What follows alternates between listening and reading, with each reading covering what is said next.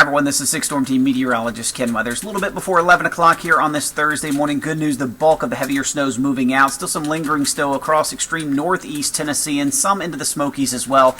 That's why we're holding on to the winter storm warnings, at least for a couple of more hours across the area where it's shaded in white. But by far, much better conditions compared to where we were just a few hours ago. But still, you see spinning, especially up towards the Tri-Cities. We're going to see a couple of more hours of some of these bands of snow that will wrap around into our mountain counties and also up through Greene, Hawkins, Hancock County as well, and especially up the I-81 corridor. So still travel discouraged across these areas through the rest of the afternoon. Things improving over in western North Carolina as well, but still some ongoing snow showers expected there. Now, the bulk of this storm has its eyes set, as you can see, up towards the New England states, through Pennsylvania, and portions of West Virginia. It's just an absolute mess across Long Island, up through Connecticut, Massachusetts, Vermont, New Hampshire. So going to be a tough go up there. If you do have travel plans, maybe flights out of McGee-Tyson, make sure you call ahead. We've seen all kinds of delays from Washington, D.C. up through New York. Now, here's some good news. Here's the visible satellite photo for you, and a couple things we'll point out with this. You can actually see a little bit of clearing taking place across the plateau. It's kind of hard to see. You see the bright white here, but this is actually snow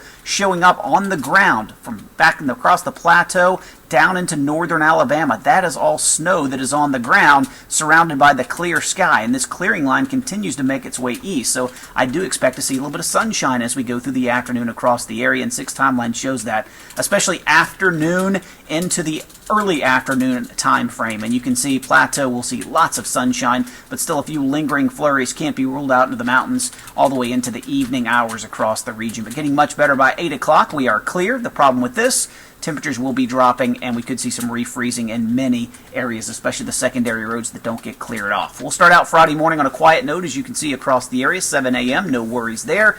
Notice by 1:45, we're starting to see those clouds increasing from the west. Same thing by 3 o'clock, and you see yet another little clipper system coming through. It looks like at this point the bulk of this is going to be in the liquid form. This is at 7 p.m., and you see some showers coming across the plateau, sliding down into the valley by 10 p.m. Wouldn't surprise me, though, the back edge of this producing a little bit of light snow, especially into the Smokies early on our Saturday morning as this slides off towards the east. But I'm not expecting huge travel concerns with that, thankfully. So by noon today, 34 degrees, slow thaw continuing with some sun. Grab the sunglasses this afternoon. Sunshine combined with the snow on the ground. Bright white conditions if you're going to be traveling about.